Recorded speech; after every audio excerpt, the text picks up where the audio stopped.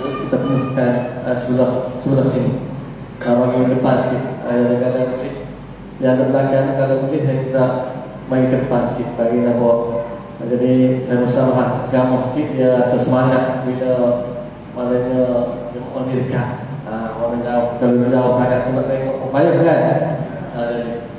Jadi untuk malam ini kita serahkan kepada Syekh Musabara terpulang pada Syekh Musabara cakap dalam mana malam ini kita terima.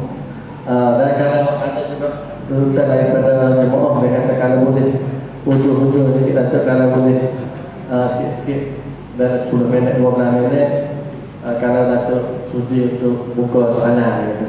Datuk kata ada nak tanya, nak tanya apa tu dah, tapi jangan tak tanya dulu dah awal dulu mesti kan ni. Jadi kita penuhkan di depan dulu supaya lagi dekat sikit supaya dapat lebih meriah. Kita tengok bagi dekat sikit. Yang jauh tu bagi dekat amat depan kelas. Ini silakan Datuk.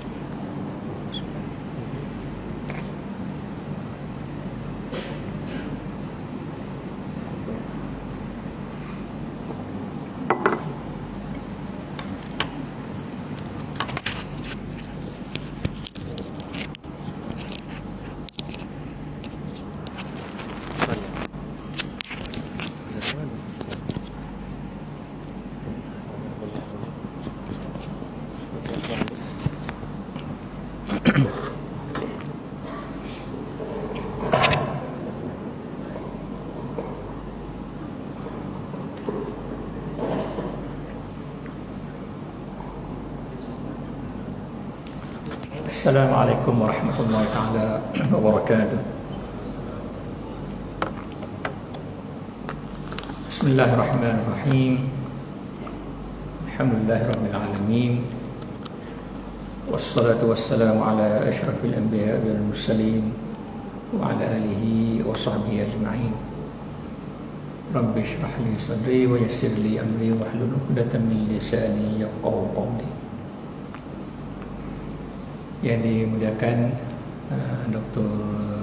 Muhaimin Abdul Muhaimin, sekarang pengurusi surau.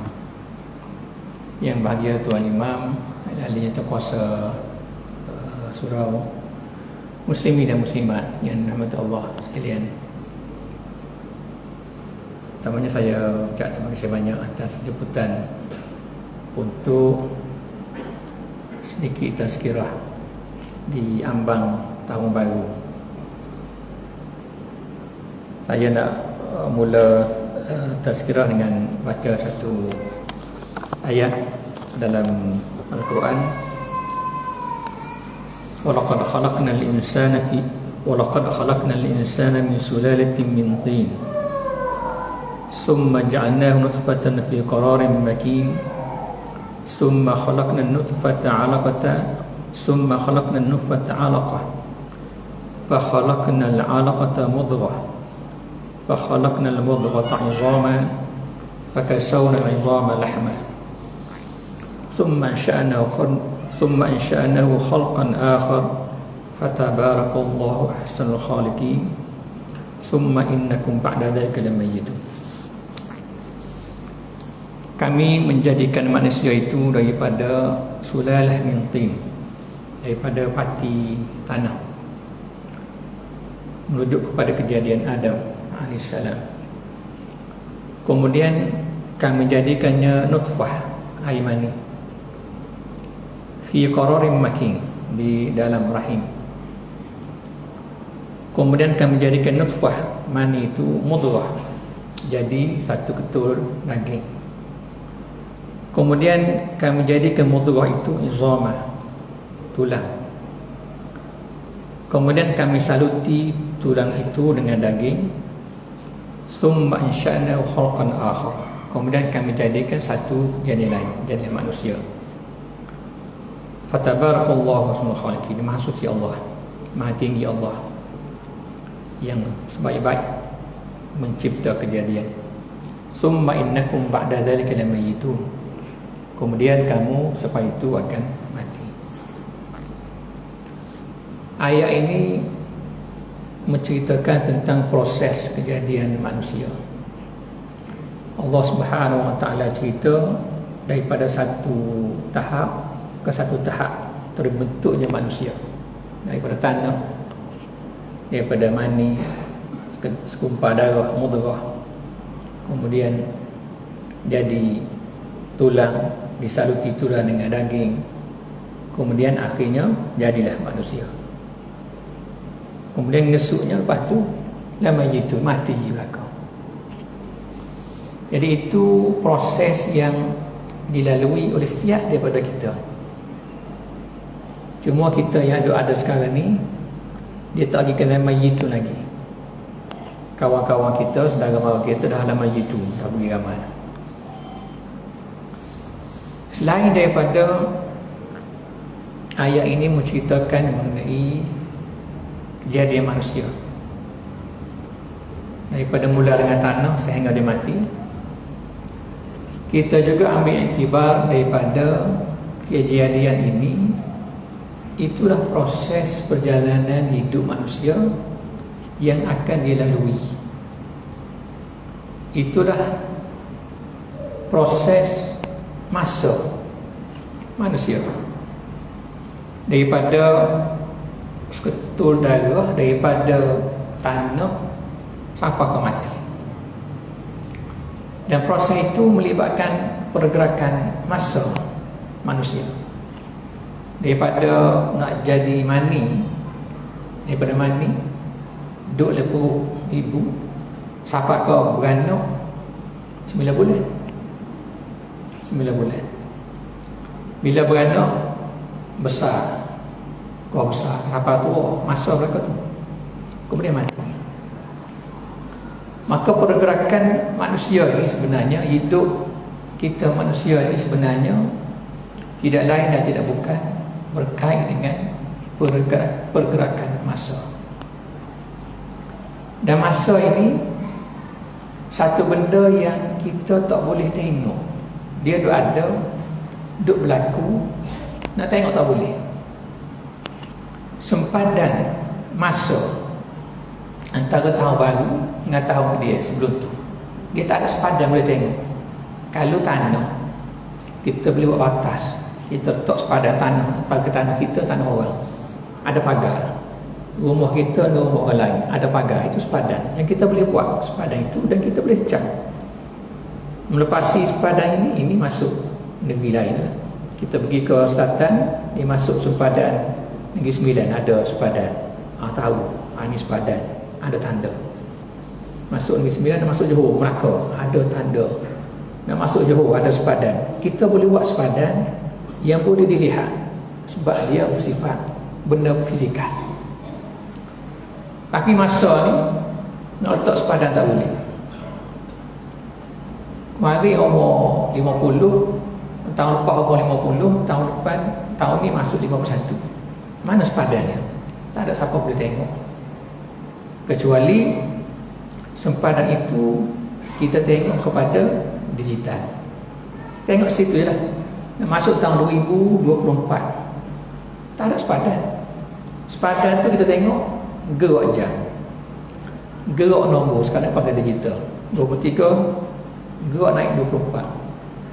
Sempadan fizikal tak ada orang boleh tengok, dan tidak ada pun yang boleh kita tengok yang boleh menentukan tahun ni berubah daripada satu tahun ke satu tahun yang lain. Sebab itu pergerakan masa tahun sekarang dengan tahun depan itu adalah bukan satu benda yang boleh kita ihtifal, tapi perlu kita ambil iktibar. Bukan satu benda untuk celebration, tetapi satu benda yang berkait dengan kita ambil pengajaran. Kerana ia hanyalah semata-mata pergerakan masa yang telah pun bermula semenjak daripada kita ditiupkan roh. Semenjak penciptaan air mani tadi telah bergeraklah masa itu pada kita. Dan sempadan itu tidak pernah dapat kita lihat, kecuali kita lihat jam, kita lihat hari dan sebagainya. Ini permainan dengan masa. Dengan sebab itu Allah Subhanahu wa taala dalam Al-Quran, Allah akan banyak bersumpah dengan masa. Allah bersumpah dengan waktu duha, demi waktu pagi. Bersumpah dengan wal fajri, waktu fajar. Wal fajri wal layali. Bersumpah dengan waktu malam, wal laili idza yaghsha. Bersumpah dengan masa, wal asr, demi masa. Kenapa Tuhan bersumpah dengan masa-masa ini? Kerana memberi satu peringatan untuk kita sebagai manusia, bahawasanya kehidupan ini tak lain tak bukan ialah berkaitan dengan masa. Yang kita nak lari tak boleh. Ada orang boleh lari daripada benda yang bersifat fizikal, boleh lari. Nampak sungai, lari lah, jangan masuk ke sungai. Nampak benda-benda bahaya, mengelak, tak mengelak lah. Tapi masa nak mengelak tak boleh. Siapa boleh stop daripada masa waktu Isyak lepas ni? Tak ada orang boleh stop. Kita menuju ke masa yang sama, kita berkongsi masa yang sama.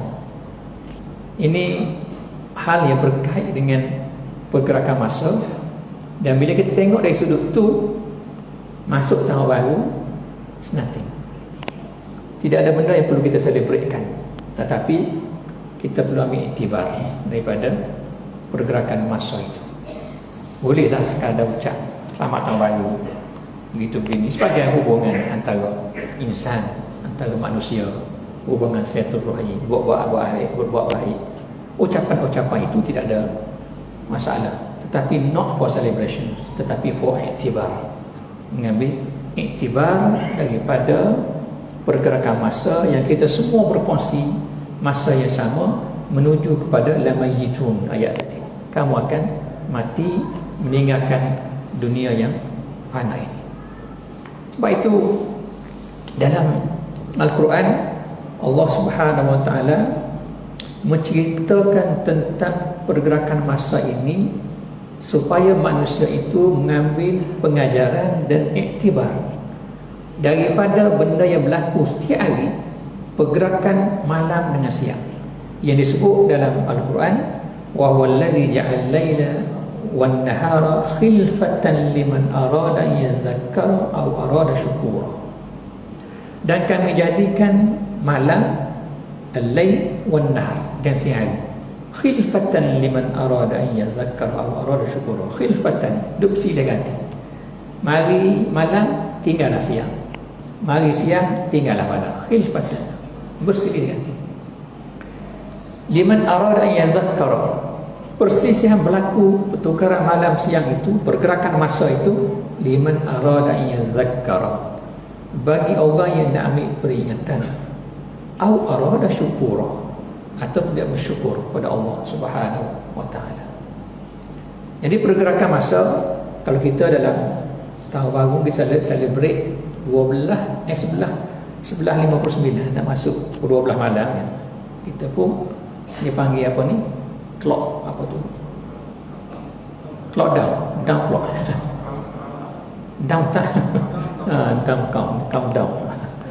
countdown tu. Pasal kita tak celebrate, tak ingat. Jadi countdown 11:59 nak masuk 12, countdown kita bermula daripada waktu lahir, bukan 11:59. Countdown itu telah bermula apabila kita diciptakan oleh Allah Subhanahu wa taala. Bermula countdown di situ sehinggalah kita bertemu dengan Allah Subhanahu wa taala. Peringatan yang perlu kita ambil, bukannya masa yang perlu kita celebratekan.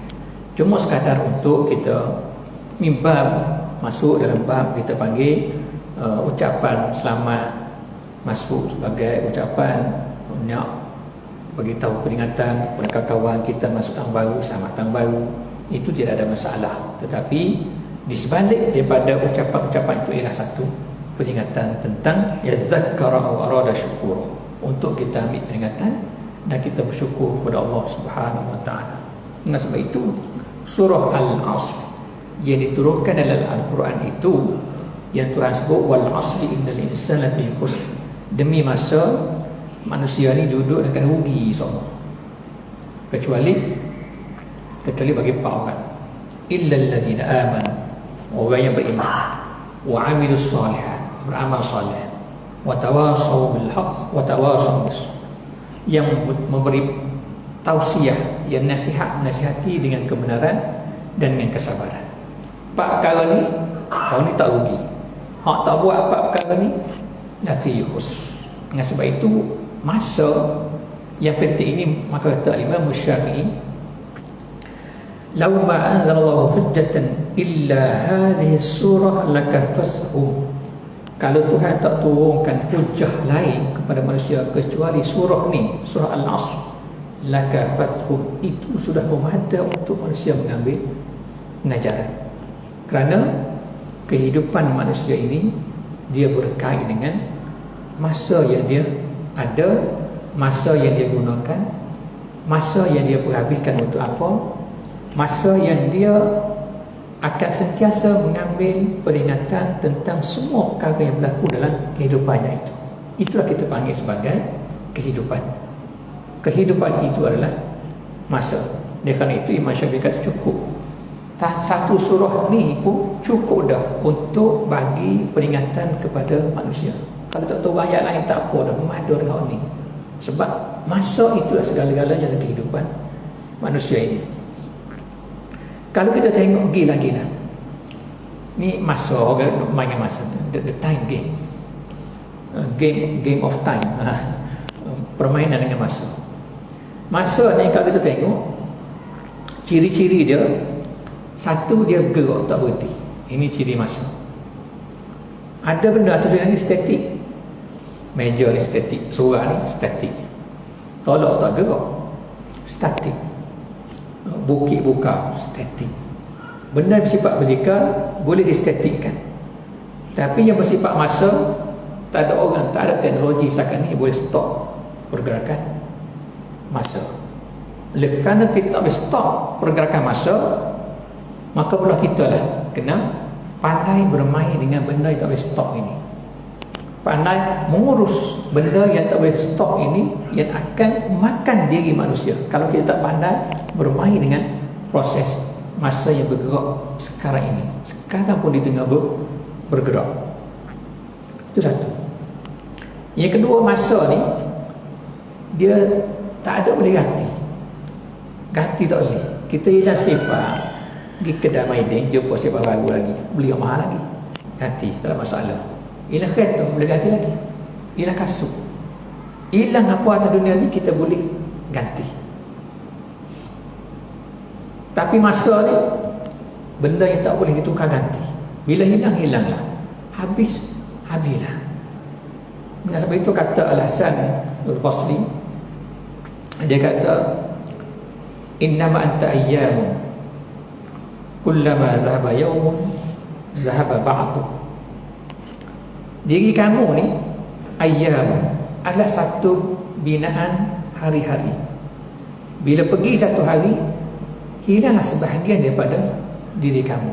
Kerana diri kamu itu adalah masa yang kamu hidup dengannya. Bila hilang sehari, hilang sehari daripada hidup manusia. Ada orang boleh ganti hak mari, tak ada orang boleh ganti. Kalau kita puasa, tak puasa boleh qada. Oh ya, main qada puasa. Qada hari tak boleh. Qada zakat boleh, terlepas bayar zakat, dia boleh qada. Bahkan zakat fitrah terlepas tempoh gelar matahari hari raya, tak sempat zakat fitrah, boleh qada zakat fitrah dia panggil. Tapi nak qada hari tu, tak boleh. Tidak ada satu teknologi yang boleh manusia ambil balik hari dia tak hilang. Apa pun yang dia buat hari itu sebelum tu, tak boleh kita ambil balik. Benda baik yang kita buat hari itu, itulah kita akan dapat. Dan benda tak baik yang kita buat pada hari itu, itulah yang kita tanggung akibatnya. Undur balik, no way. Tidak ada sistem undur balik dalam permainan dengan masa.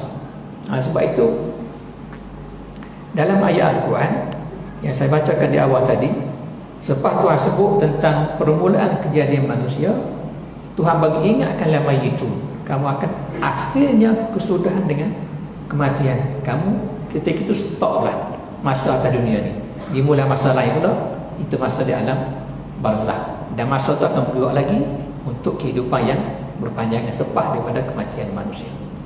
Jadi kalau kita tengok begitu, maka antara aset yang paling mahal atas dunia ini ialah masa.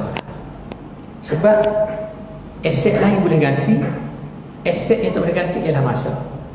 Maka aset yang boleh ganti berbanding aset yang tak boleh diganti, tentulah aset yang tak boleh diganti itu lebih mahal. Sebab tidak ada mesh atas dunia. Aset ada mesh. Orang ada kereta mahal, ada mesh dengan kereta lain yang lebih mahal, boleh ganti. Tapi masa, maka kerana itu harga paling mahal, aset paling mahal atas dunia ini ialah masa yang kita ada pada masa sekarang ini. Dan sebab itu dalam Al-Quran, bila manusia itu mati, maka dia manusia dalam kubur, dia mati, dia berdoa, dia menyeru, Rabbana akhrijna na'mal salihan. Wahai Tuhan kami, akhrijna, keluarkan kami balik dari kubur ni, na'mal salihan, kami nak buat amal soleh. Kenapa? Kerana bila dia mati, dia telah miss perkara yang telah pun dia lalui atas dunianya. Masa yang telah dia guna atas dunia itu telah pun hilang. Tempoh itu telah miss, tak boleh diganti lagi. Maka dia mengangan-angankan, mengingin-inginkan, Rabbana akhrijna, keluar baliklah, keluar balik semula ke atas dunia, na'mal salihan, kami nak buat benda baik. Dan ayat lain, laula akhartani ila ajalin qaribin fa asaddaqa wa akum minas salihin. Ya Allah, ya Tuhan, laula akhartani ila ajalin qaribin, kalau boleh masa sikit ya, nak sikit ya masa, minta masa, minta nak Tuhan, nak minta masa. Akhartani ila ajalin qaribin, kalau pelewat sikit mati masa, nak buat apa? Fa asaddaqa, aku akan bersedekah.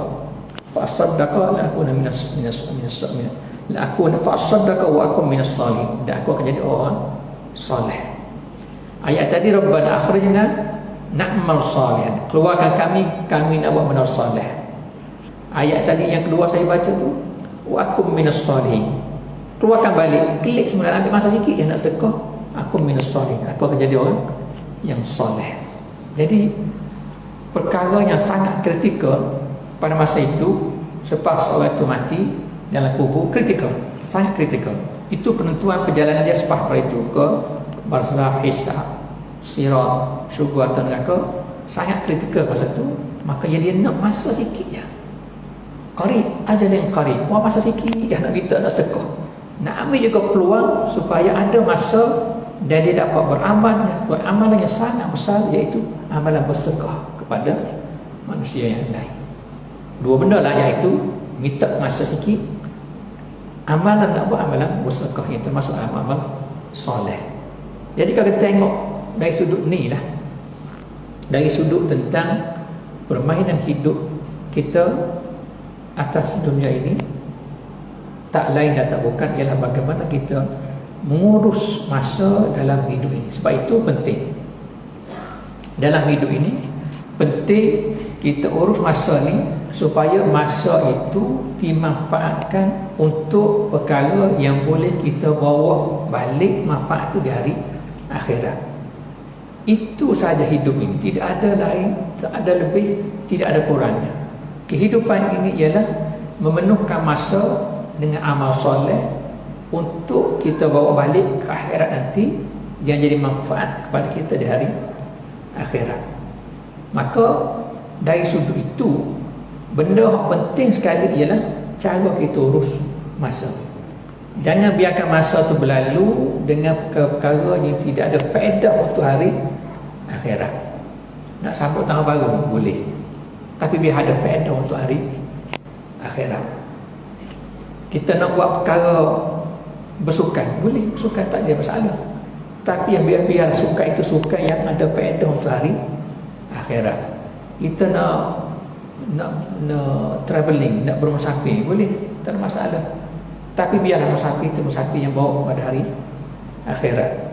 Nak buat jalan shopping, bawa anak-anak, tak masalah, pergi ke taman, pergi sana, boleh buat. Tapi biar semua itu menjadi sebab kepada ada habuan di hari akhirat. Jadi kena urus masa kita hidup kita ini, supaya masa itu menjadi setiap minitnya ada harga, supaya kita tak hilang aset paling yang berharga dalam hidup kita itu. Sebab itu kita lihat dalam Al-Quran dan dalam agama kita lah, Tuhan mengatur manusia ini, diajar manusia ini supaya manusia ini tidak berbazir waktunya. Dia cuba ajar supaya manusia lekat erat dengan masa dia bagi. Tuhan tentukan waktu subuh ada time-nya, iaitu sebelum terbit matahari lah, naik fajar sodik. Itu waktu subuh, ada time-nya. Dan waktu subuh ini akan berakhir bila naik matahari, ada time-nya. Tuhan nak ajar manusia, jaga masa kamu itu, waktu subuh akan berakhir bila naik matahari.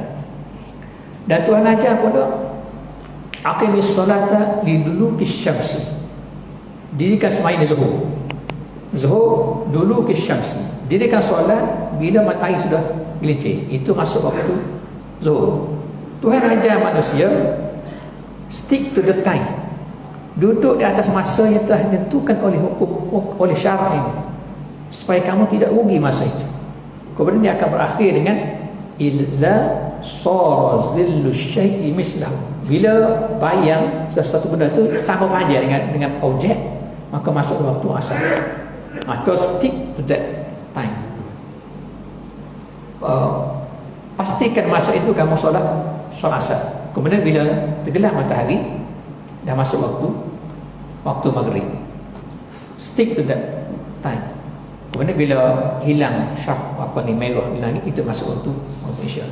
Setiap hari, on daily basis, Allah Subhanahu Wa Taala mengajar manusia dengan masa-masa yang tertentu, supaya manusia ini dia hidup sentiasa di atas panduan masa, dan dia jadi disiplin dengan masa yang ada itu, supaya hidupnya itu tidak akan menjadi rugi dengan terbuangnya masa tanpa ada perkara faedah yang dia lakukan. Okey, 5 waktu sehari semalam, daripada subuh sampai kepada Isya.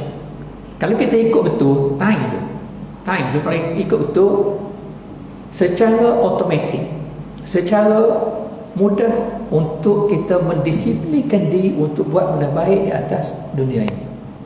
Mula dengan perkara yang baik waktu pagi, subuh ni antara waktu yang sangat bernilai bagi seorang manusia, dan dia akan dapat benefit banyak daripada sembahyang waktu subuh. Sembahyang subuh, waktu subuh lah waktu malaikat tu kasyif. Malaikat ni dia ta'aqubun, malaikat malam dengan malaikat siang dia naik sisi. Jadi orang sembahyang subuh, malaikat yang jaga waktu mana naik, bagi report kepada Allah Subhanahu Wa Taala. Kaifa taraktum ibadi, Tuhan tanya malaikat, kamu tinggal hamba aku tadi duduk buat kamu? Kata malaikat bagi report, taraktuhum yusallun, aku tinggalkan mereka itu semua untuk duduk sembahyang subuh mereka. Report baik itu. Satu benda berfaedah yang kita buat waktu pagi dan dapat benefitnya, iaitu mendapat ganjaran yang besar di sisi Allah Subhanahu Wa Taala. Waktu subuh begitu juga. Waktu asar sampai 5 waktu.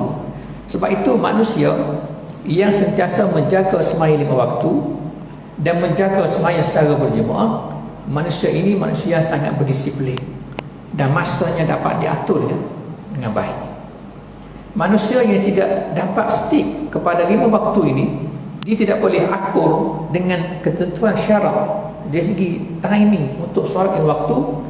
Manusia ini tidak terdidik dengan disiplin yang baik, maka dia akan hilang banyak kebaikan-kebaikan. Masa dia akan berlalu begitu saja dalam dalam hidupnya. Tengok syarak mengatur hidup manusia semua ditentukan dengan masa. Ramadan tentukan dengan masa, iaitu bulan Ramadan. Puasa yang wajib rukun kita itu ditentukan di bulan Ramadan. Hari raya haji ditentukan pada 10 Zulhijjah. Syawal, raya puasa ditentukan satu Syawal. Semua ditentukan dengan perjalanan masa manusia. Orang perempuan kematian suami 4 bulan 10 hari ada masanya, tentukan dengan masa. Perempuan yang diceraikan wal mutallaqat yatarabbasna bi anfusihinna, salah satu perempuan yang diceraikan suami, dia kena beriddah 3 quru, ditentukan dengan masa.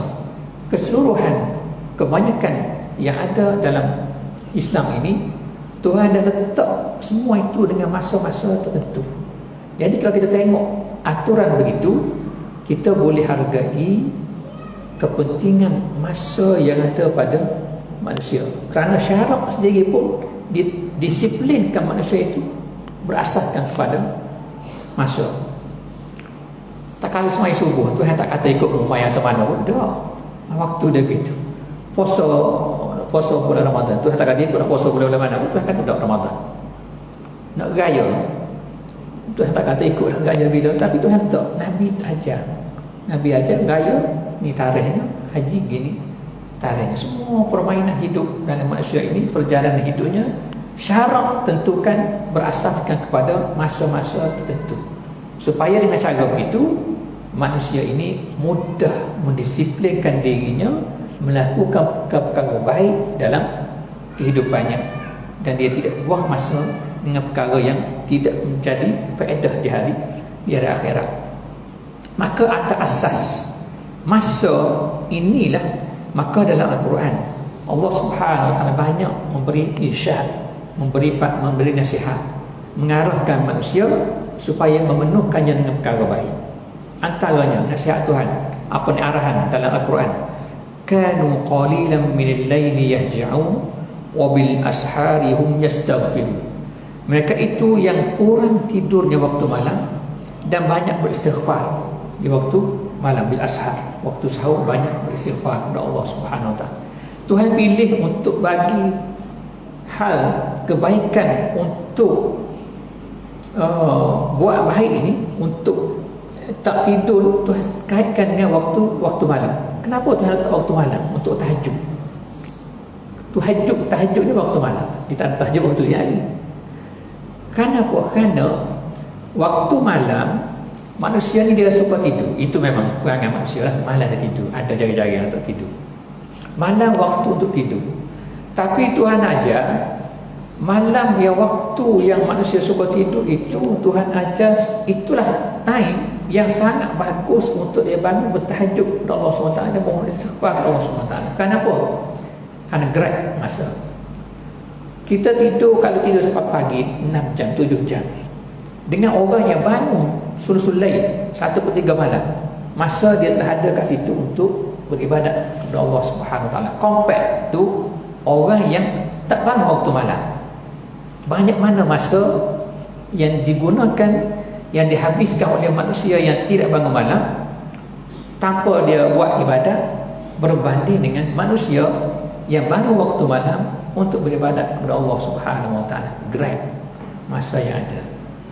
Satu lagi pengajaran daripada bangun waktu malam ialah Allah Subhanahu Wa Taala menghendaki manusia ini cuba sebanyak mana mungkin meraih sebanyak mana masa yang ada untuk digunakan melakukan amal soleh tanpa dibiarkan berlalu begitu saja.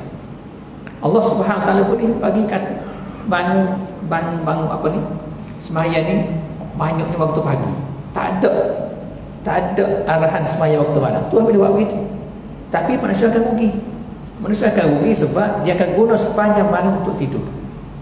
Dan apabila manusia bangun waktu malam untuk tidur, dia telah untung mungkin 2 jam, mungkin 1 jam berbanding dengan orang yang tak bangun tidur untuk beribadat pada waktu malam.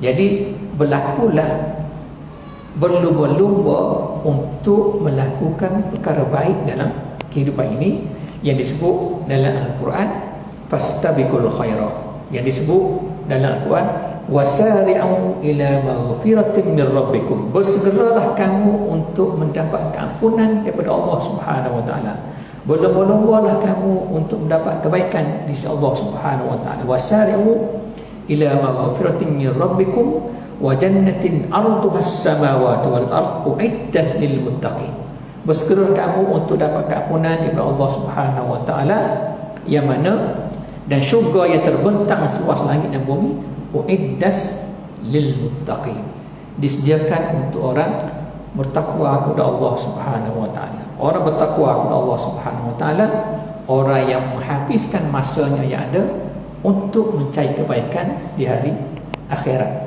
Itulah orang yang bertakwa kepada Allah Subhanahu wa taala. Jadi kehidupan manusia ini, dia akan menjadi terbentuk dengan baik, terbina dengan baik, terdisiplin dengan baik apabila manusia itu mengatur masanya dengan cara yang baik, dengan cara dipenuhkan dengan perkara yang baik, dan tak dibazirkan ke perkara yang tidak memberi faedah kepada hari akhirat. Ini kalau kita nak tengok kepada tata cara, atur cara, tentatif yang Islam, yang agama kita letak kepada kehidupan manusia, bermula daripada sembahyang yang sangat basic itu, yang wajib, yang fardu, sehinggalah kepada sembahyang di waktu malam yang sunat, dan sehinggalah disiplin-disiplin lain yang diajarkan dalam Islam, semuanya berkait dengan memenuhkan masa dengan perkara yang baik. Sebab itu dalam kehidupan manusia ini, dia ada warning. Dia ada warning. Tuhan bagi warning, Nabi Muhammad SAW dia bagi warning kepada manusia tentang masa ini, supaya manusia penuhkan masa dengan perkara yang baik. Dalam satu hadis Rasulullah SAW bersabda, lan tazula qadama 'abdin yaumal qiyamah hatta tus'al an arba'in. Dua kaki anak Adam ni tidak akan bergerak pada hari kiamat sehingga dia akan ditanya dengan 4 perkara. 4 perkara ni lagu mana pun kena tanyalah kita di hari akhirat. An umrihi fi ma'afnah, berkenaan dengan umurnya, dihabiskan untuk apa, sepanjang umur hidupnya itu dihabiskan untuk apa.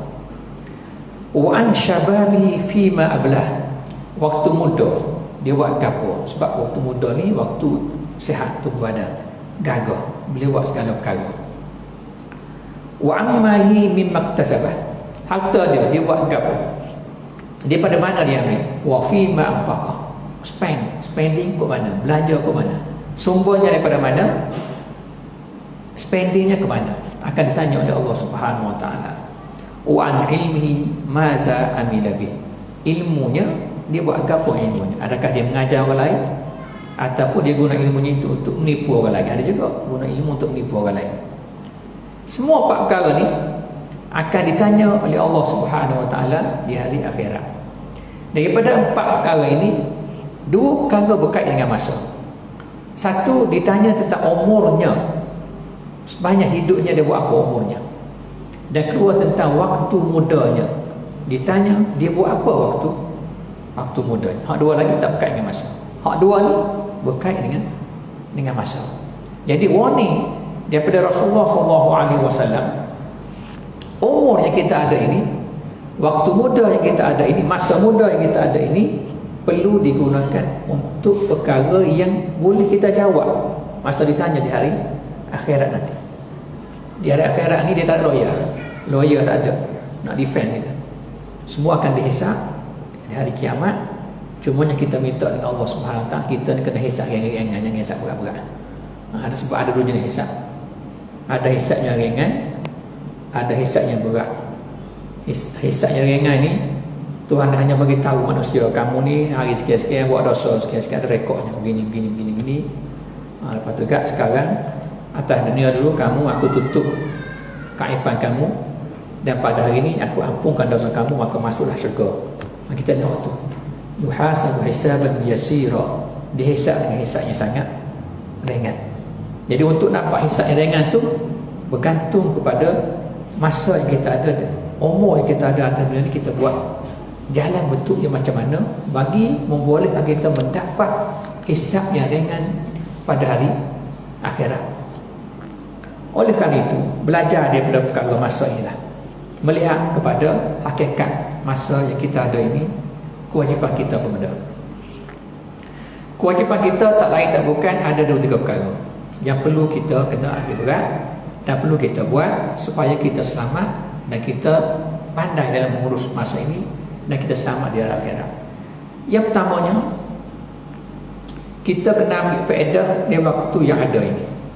Waktu yang ada di hadapan kita, kita kena manfaatkan betul-betul dengan perkara yang dapat kita raih manfaatnya di hari akhirat. Sebab kalau kita tak buat, masa tu akan kerjakan kita. Sebelum masa kerja kita, kita kena kerjakan masa. Itu sebagaimana pesan Umar bin Abdul Aziz, dia kata, al-lailu wan-naharu ya'malana fika fa'mal fihima. Kata Umar bin Aziz, waktu malam, waktu siang ni dia ya'malani fika, dia mengerjakan kamu, dia kerjakan kamu. Oleh itu fa'mal fihima, kamu kena kerjakan dia. Maknanya kalau kita miss masa sama ada waktu malam, waktu siang, kita akan kehilangan, dia akan kerjakan kita. Oleh kerana itu kita kena kerjakan masa dengan memuatkan perkara yang baik dalam hidup kita ini. Satu, memuatkan kehidupan masa hidup kita ini dengan perkara yang berfaedah. Kita kerjakan masa dengan masa kerjakan kita supaya kita selamat di akhirat. Yang kedua, belajar daripada hadis Rasulullah SAW yang Nabi sebut, ni'matani maghbunun fihima kathirun minan nas, as-sihhatu wal faragh. Ada 2 nikmat, maghbunun fihima kathirun minan nas. 2 nikmat ni ramai manusianya tipu belaka, ramai terleci dalam 2 perkara. Azan.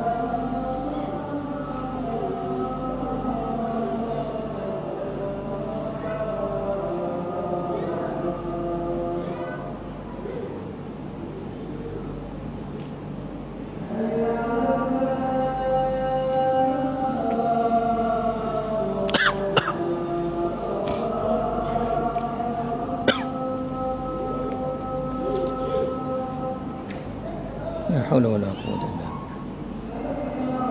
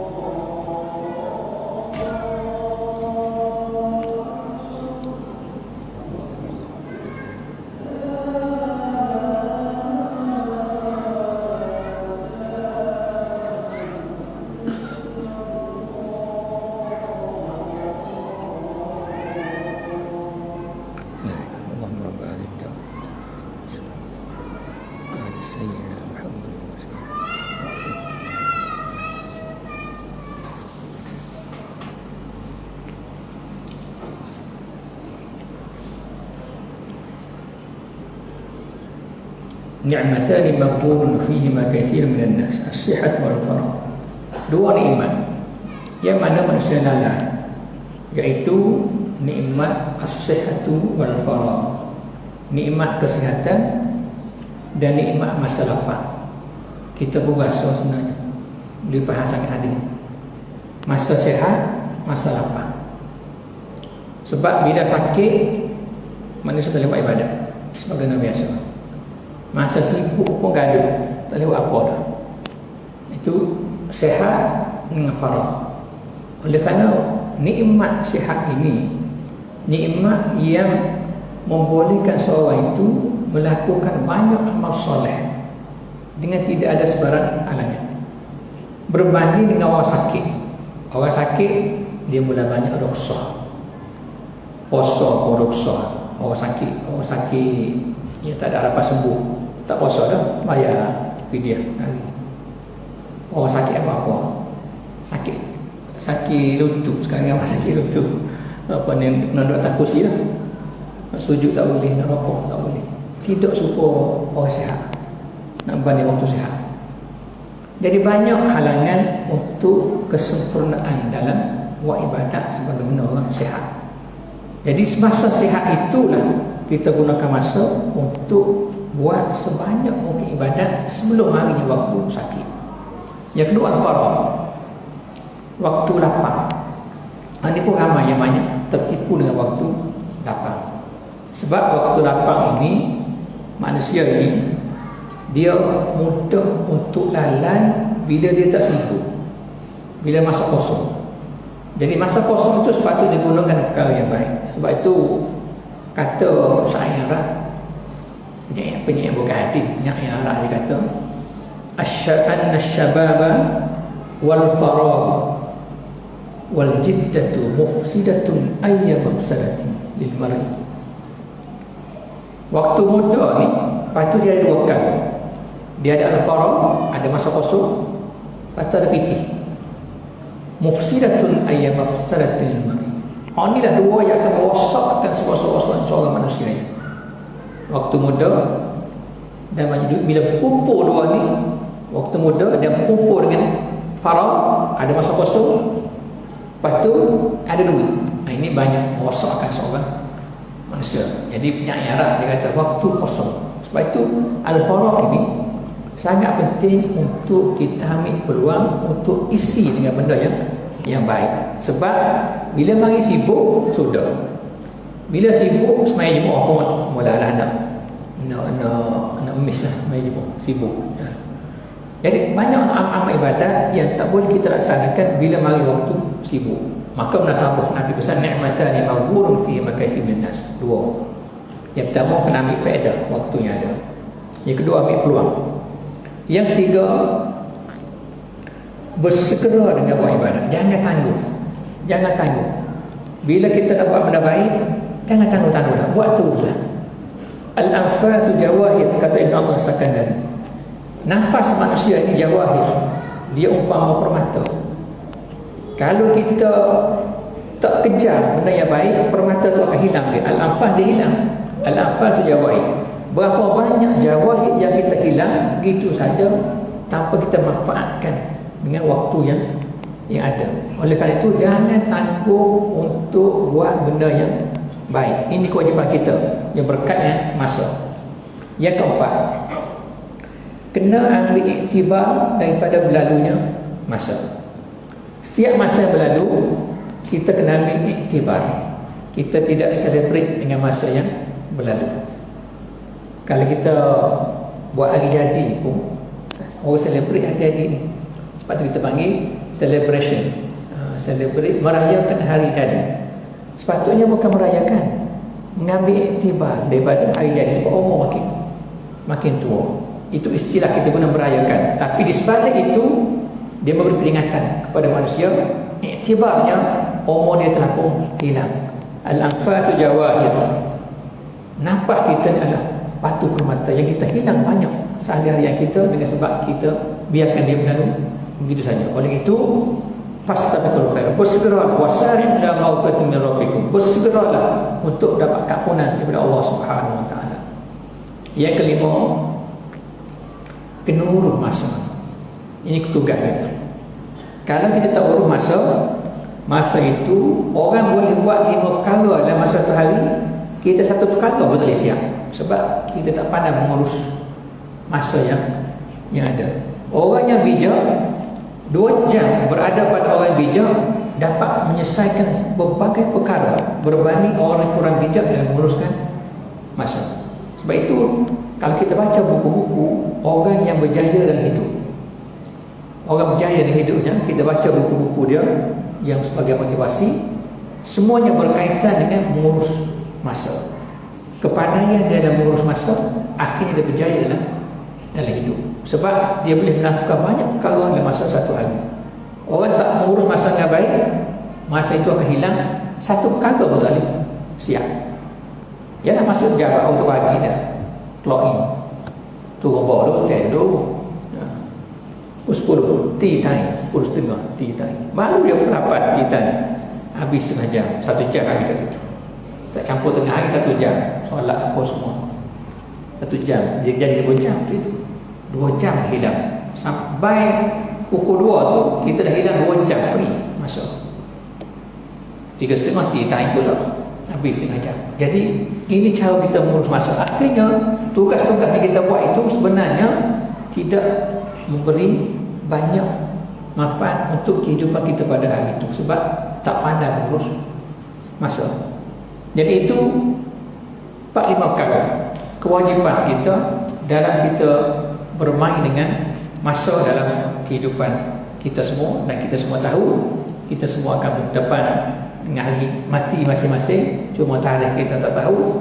Dan pada hari mati itu, sebagai sebut ayat pertama, ayat awal saya baca tadi, Tuhan dah bagi pengajaran, aku dah cipta kamu daripada air mani kecil kayak gini, sampai tua, dan bagi itu kamu akan mati. Sepanjang hidup kamu itu, kamu isilah dengan masa yang baik, dengan amal ibadat yang baik.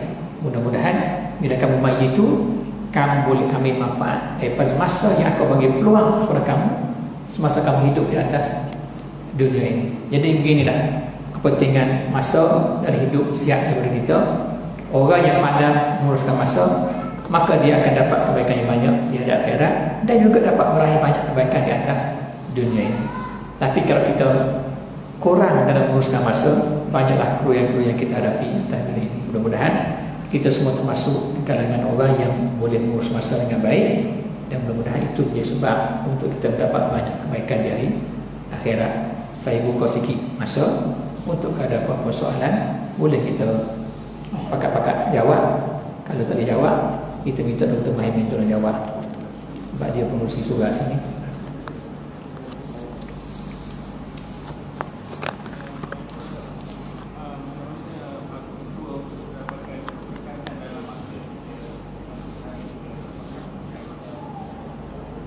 Petua terdapat keberkatan dalam masa yang ceramah tadi kan.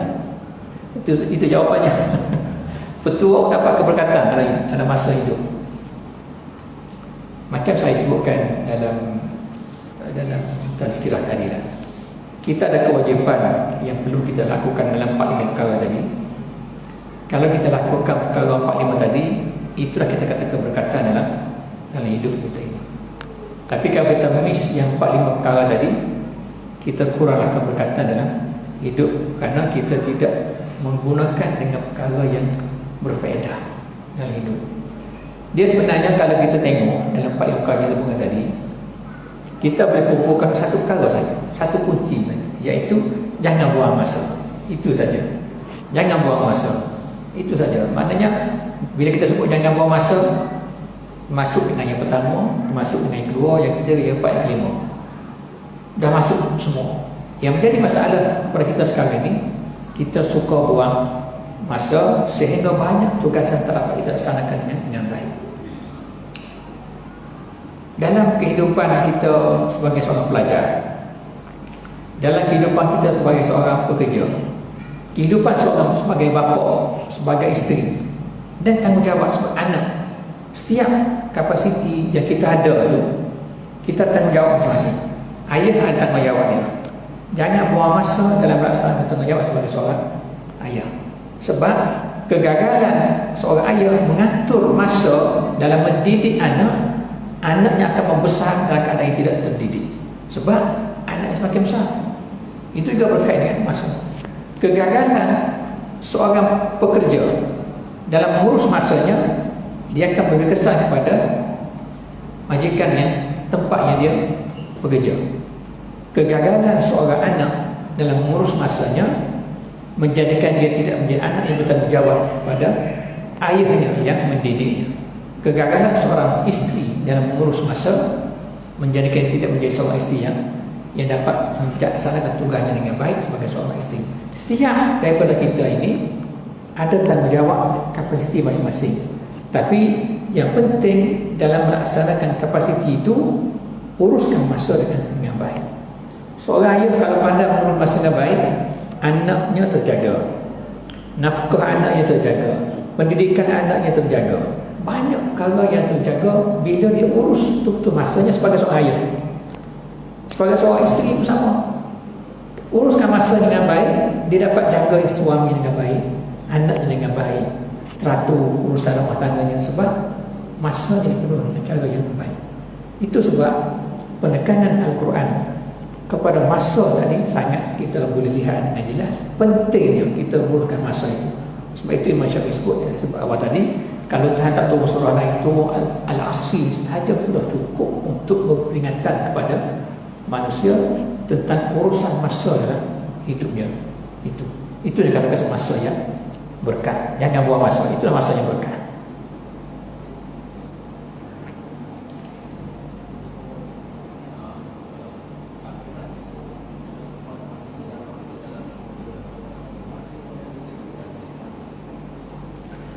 Bila akhirat nanti, bila manusia masuk syurga, masuk neraka, ada masa lagi kan juga. Masa tu tak dalam begitulah. Sebab tu disebutkan tak tahu berapa ribu tahun duduk dalam syurga, duduk dalam neraka. Dia tidak ada tempoh. Kalau kita hidup atas dunia sekarang ni, ada tempoh sampai kita mati, lepas tu sampai ke kiamat. Itu masa dunia. Masa hari akhirat, dia tidak ada lagi masa tadi. Dia tidak ada lagi masa yang bertempoh sampai tua bila, muda bila, besar bila, kecil bila. Tidak ada masa itu dah. Dia hanya ada masa yang tidak ada lagi penghujungnya untuk kehidupan di hari akhirat. Orang yang dalam syurga kekal dalam syurga, orang dalam neraka yang kekal dalam neraka kekal dalam neraka. Orang yang masuk neraka sekejap ataupun masuk neraka kerana balasan atas perbuatannya, dia akan masuk syurga balik. Semua tu akan menghadapi suasana yang kekal sepanjang masa. Jadi masa bukan lagi dalam bentuk yang kita kenali pada hari ini, tapi masa itu masa hari akhirat. Tapi perjalanan masa itu ada di hari akhirat. Sebab itu disebut sebagai khalidina fiha, kekal dalamnya. Kekal itu maksudnya selama-lamanya kekal. Maknanya ada perjalanan masa pada masa itu, tapi bukan dengan perkiraan pada hari ini.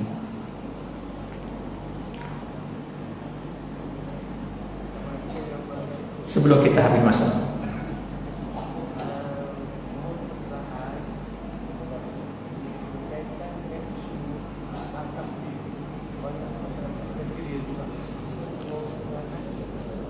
berkenaan dengan isu Ashabul Kahfi. Ya, saya pun ada tulis dalam portal Pejabat Mufti. Beginilah, benda sangat simple, tidak benda besar. Itu merujuk kepada pentafsiran. Ada dalam dua pentafsiran kepada Ashabul Kahfi. Ada mengatakan Ashabul Kahfi ini agamanya Yahudi, dan ada pandangan ulama yang mengatakan dia agama Nasrani, ikut Nabi Isa. Jadi untuk tempoh masa tu, orang beriman pada masa itu, dia bukan umat Nabi Muhammad. Dia umat yang beriman pada masa itu. Kalau dia itu agama Nasrani, maka dia Kristian dalam bahasa kita guna yang terjemahan kepada Al-Masih. Al-Masih itu Isa, Al-Masih itu pengikut Nabi Isa. Maka istilah yang kita guna pakai Kristian lah. Tapi dia orang beriman pada masa itu. Sebab umat Nabi Muhammad tak bangkit lagi masa itu. Jadi benda itu sangat simple saja explanationnya. Tidak perlu kita complicatedkan benda itu. Jadi tidak ada masalahnya untuk ucapan yang bagi yang Muhammad PM dia sebut tentang Kristian pada masa itu, sebab dia merujuk kepada pengikut Nabi Isa pada masa itu. Tapi bukan maksud Kristian sekarang lah. Kristian sekarang dah agama tu dah masuk. Bila mari Islam, bila Muhammad turun, memang dimaksudkan bawa agama Islam, dia dah menasakkan lah yang sebut tu. Yang Kristian sekarang telah pun dinasakkan. Tak boleh kita kata yang sekarang beriman, sebab dia tak beriman kepada Nabi Muhammad SAW. Tapi yang masa itu dia beriman. Innahum fityatun amanu bi rabbihim wa zidnahum huda, dan surah Kahfi. Mereka itu pemuda-pemuda yang amanu bi rabbihim. Fityatun amanu bi rabbihim, pemuda-pemuda yang beriman dengan Tuhan mereka, wa zidnahum huda, dan kami tambahkan petunjuk kepada mereka itu. Jadi zidnahum huda, amanu bi rabbihim itu iaitu kalau merujuk kepada pentafsiran mereka itu adalah Nasara, mengikut Nabi Isa, maka mereka itu adalah Al-Masihiyun, ataupun kita panggilkan sebagai Kristian. Tapi Kristian yang maksud masa itu, bukan Kristian yang ada pada masa sekarang. Jadi explanationnya sangat mudah, sangat simple. Jangan complicatekan benda yang sangat simple itu. Bila kita complicatekan, dia jadi makin payah. Bila hak ni complicatekan, hak ni mai roda apa hak ni pula. Hak asal tak ada dah. Roda hak ni pula. Hak ni complicate dah. Hak ni mai roda tan. Hak ni mai roda hak tu pula. Kau panjang jadi benda asalnya istilah saja digunakan kepada Ashabul Kahfi, merujuk pada pemuda beriman kepada Allah Subhanahu Wa Taala, merujuk kepada yang beriman dengan ajaran Nabi Isa pada masa itu. Jadi saya kita bertindak itu supaya kita tak lebih masa. Kita tajuk masa pada ini takut terlebih masa.